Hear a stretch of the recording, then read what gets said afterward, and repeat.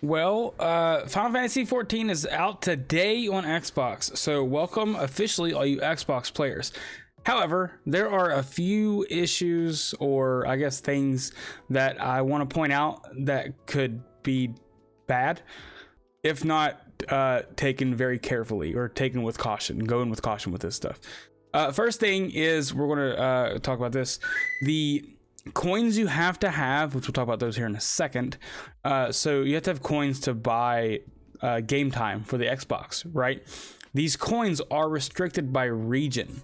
I'm not gonna go over this whole article because it's a bunch of like lawyer mumbo jumbo that's over my head. But this first little paragraph here says the use of FF14 coins is restricted by region. Is it important that you check your FF14 account's region? And if you change the region of your Microsoft account, you may not be able to access your 14 coins.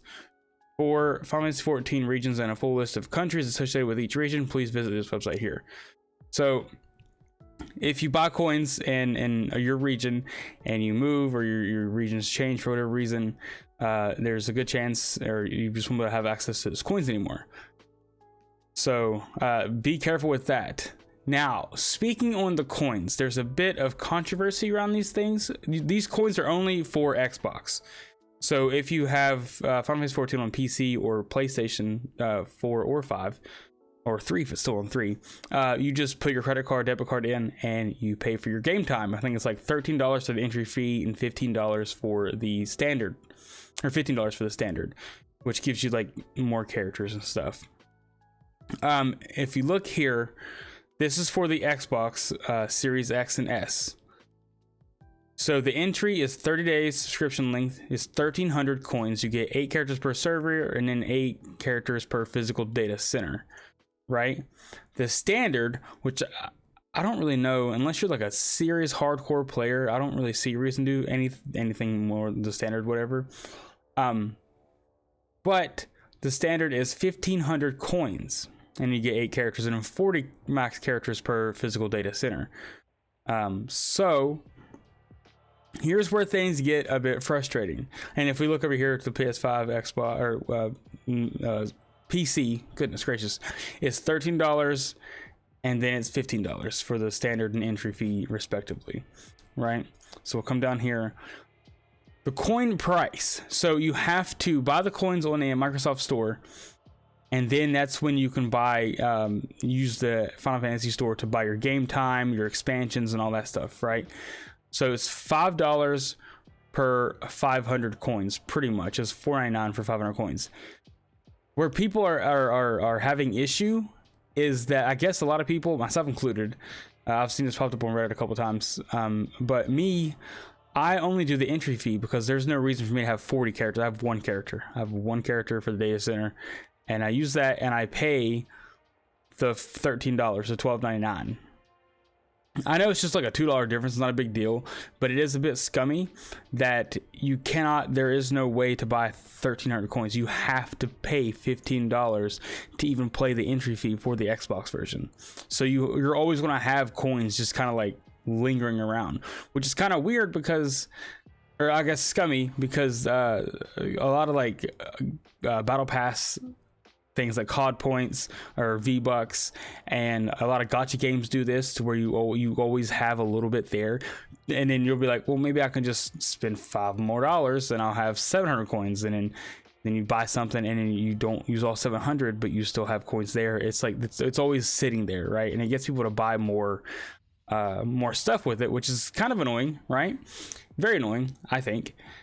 So one, I don't really know why this is a thing for the Xbox. I have not seen anything on why this is only for Xbox with the coin thing. Why can't people just put their credit card, debit card in, and then just pay for it that way? I have no idea. It is a bit weird.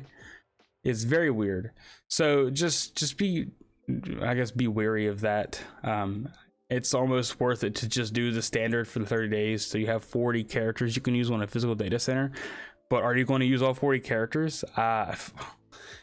Most people, I assume not. I assume most people have maybe 2 or 3 characters. I'm weird. I have 1 character and I'm not trying to juggle all those different characters.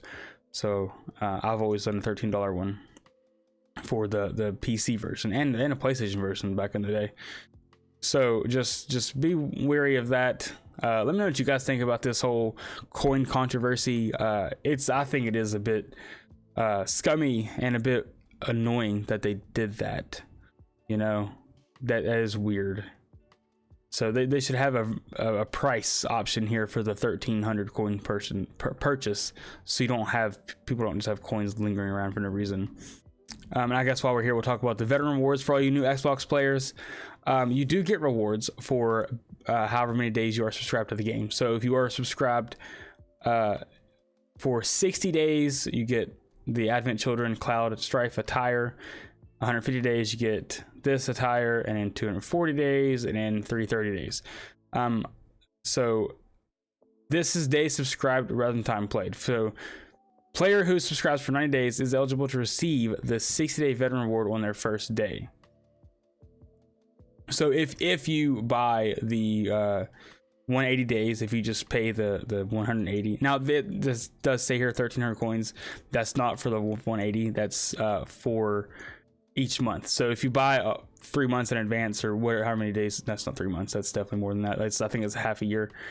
If you buy the 180 days, you only pay 1,300 coins per month, but you're still paying whatever 6 times 13 is. So that's a big number for me, more than $60. But if you get the 180 days up front, boom, you will automatically get at least these 2 rewards, and then your next reward will be rank 3. These do stop at 330, so they don't go any further than that. I think I'm like 800 in some days or more than that at this point. So it does stop there.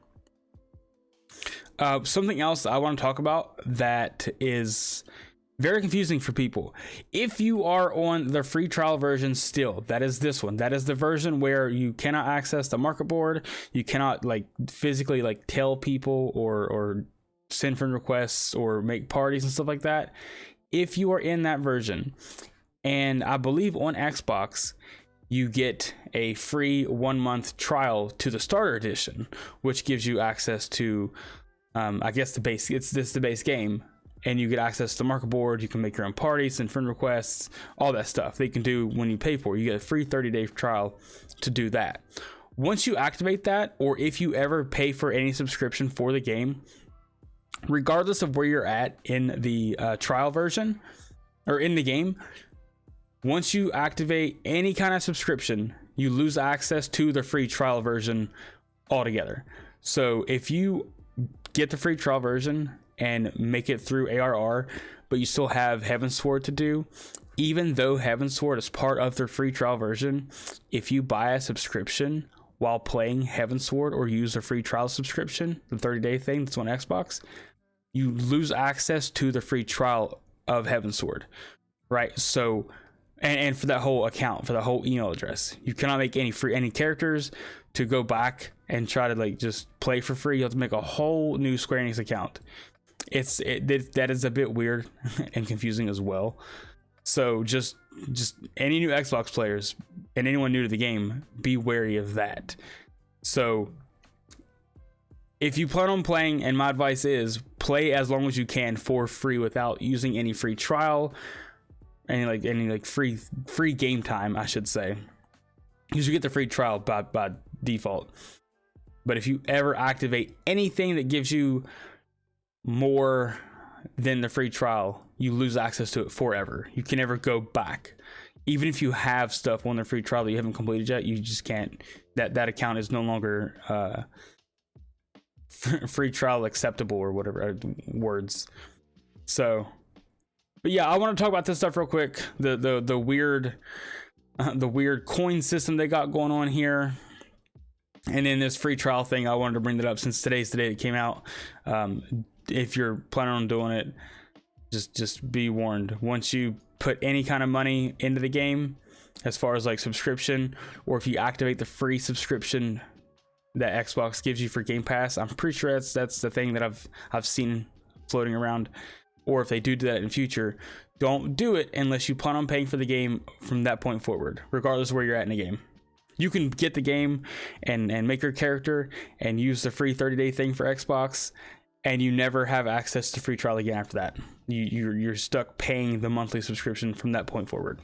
So yeah, for more Final Fantasy 14 content, be sure to like and subscribe. I'll be making guides for this game for all the new players and stuff, maybe trying to make things a bit more easier to understand, because I know there's a lot of stuff out there that's very, very overwhelming. I got a couple things out there right now, so we should check all that stuff out. I'll put one up here, wherever it'll be around here somewhere. But yeah, thanks for watching. I'll see you guys next time.